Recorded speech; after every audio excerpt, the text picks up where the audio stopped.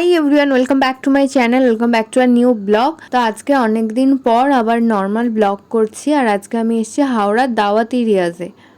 এই প্ল্যানটা আজকে হঠাৎ করেই হয়েছে আর ভাবলাম তোমাদের সাথেও একটু শেয়ার করি।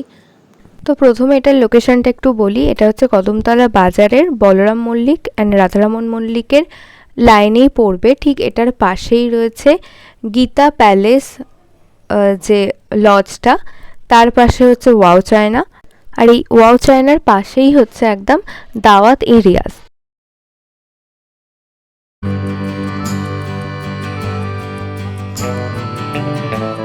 আর এই পাশের সিঁড়িটাতেই উপরে উঠে যেতে হবে। তো চলো এবার ভেতরে যাই। তো এটার অ্যাম্বিয়েন্সটা প্রথমে দেখাই। ভিতরের অ্যাম্বিয়েন্সটা কিন্তু বেশ ভালো। আর এখানে কিন্তু দু রকমের বসার ব্যবস্থা রয়েছে। এই যে নিচেও বসা যাবে, আবার নর্মাল টেবিল চেয়ার তো আছেই। আর এই নিচে যেগুলো বসা যাবে এগুলোতে বসার জন্য কিন্তু আলাদা এক্সট্রা কোনো চার্জ লাগছে না। এগুলোকে ওনারা বলেন খাজানা। তো আমি ফার্স্টে ওই টেবিল চেয়ারেই বসেছিলাম। তারপরে এগুলোকে দেখে ভাবলাম না, নিচেতেই একটু শিফট করা যাক, একটু অন্যরকম এক্সপিরিয়েন্স নেওয়া যাক। আর দাঁড়াও, ঝটপট এবার খাবারটা অর্ডার করি। প্রথমে একটু মেনুটা তোমাদের দেখিয়ে দিই। তো তোমরা পজ করে একটু দেখে নিতে পারো। দাম কিন্তু খুব বেশি বলবো না, মোটামুটি ঠিকঠাক। তো এটার মধ্যে থেকে আমরা ফার্স্ট যেটা নিয়েছি সেটা হচ্ছে চিকেন বাটার সিক কাবাব আর হচ্ছে টার্কিশ কাবাব। টার্কিশ কাবাবটা 12 পিস রয়েছে আর সিক কাবাবটা কিন্তু 4 পিস রয়েছে। আর নিয়েছি মাটন কাচ্চি বিরিয়ানি আর চিকেন গ্রেভি আইটেমের মধ্যে নিয়েছি লখনৌ চিকেন। চলো এবার খাবারগুলো টেস্ট করি। তো ফার্স্টেই নিয়ে নিয়েছি চিকেন সিক কাবাব, যেটা দেখতে তো ভীষণ টেম্পটিং। খেতে কেমন হবে সেটাই হচ্ছে দেখার। আশা করছি ভালোই লাগবে। আর এই কাবাবটা কিন্তু ভীষণ সফট, বাড়ি খেতে এটা ভীষণ ভালো লেগেছে। তো এই কাবাবটা কিন্তু জাস্ট দারুণ। এরপর আসি টার্কিশ কাবাবে।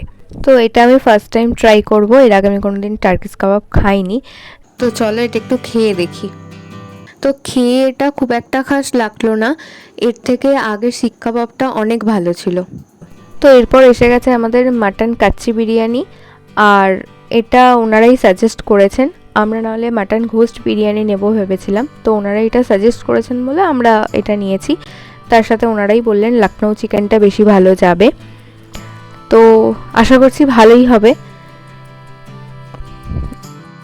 কিন্তু এটা দেখেই কেমন একটা ভয় ভয় লাগছে, ভালো হবে তো। এতটা লাইট হবে আমরা এক্সপেক্ট করিনি। স্মেলটা তো ভালোই আসছে, বাট দেখতে তো খুব একটা বিরিয়ানি লাগছে না। তো একটা হাঁড়িতে কিন্তু 3 পিস মাটন রয়েছে, 1 পিস আলু রয়েছে। তো চলো এবার এই চিকেনটা দিয়ে একটু খেয়ে দেখি। যা, এরই মাঝে আবার কারেন্ট চলে গেছে। তো ঠিক আছে, আশা করা যায় এক্ষুনি চলে আসবে।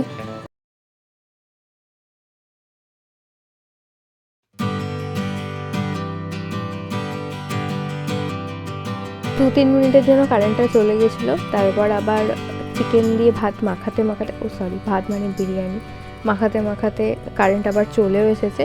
তো চলো এবার একটু টেস্ট করে দেখি। আর এই কাচ্চি বিরিয়ানিতে 3 পিস মাটন দিয়েছে এবং মাটনের সাইজগুলো কিন্তু একটু ছোট, মানে এখানে বড় সাইজের মাটন দেয়নি। আর মাটনটা কিন্তু ঠিকঠাক সেদ্ধ হয়েছে এবং আলুটাও কিন্তু খুব সুন্দর সেদ্ধ হয়েছে। কিন্তু যেটা খারাপ লাগলো সেটা হচ্ছে বিরিয়ানিটা অত্যাধিক লাইট। এতটাও লাইট বিরিয়ানি ভালো লাগে না। আর একটা ব্যাপার হচ্ছে, বিরিয়ানিটা যখন এতটা লাইট তখন তেলটা একটু কম হলে ভালো হতো। যে পরিমাণে বিরিয়ানিটা লাইট সেই তুলনায় তেলটা প্রচুর। তবে এই চিকেনটা দিয়ে বিরিয়ানিটা খেতে বেশ ভালো লাগছে, কিন্তু চিকেনটার প্রবলেম হচ্ছে চিকেনটা খুবই শক্ত রয়েছে, একদমই ভালো করে সিদ্ধ হয়নি। একদিন তো রান্নার এদিক ওদিক হয়, সেরকম কোনো ব্যাপার হতে পারে।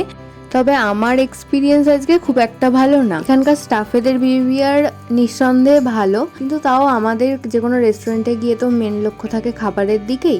তো হ্যাঁ, আজকের ব্লগটা এখানেই এন্ড করছি। যদি কিছু ভালো লেগে থাকে প্লিজ লাইক করো, শেয়ার করো, কমেন্ট করো আর সাবস্ক্রাইব করতে ভুলো না কিন্তু। টাটা।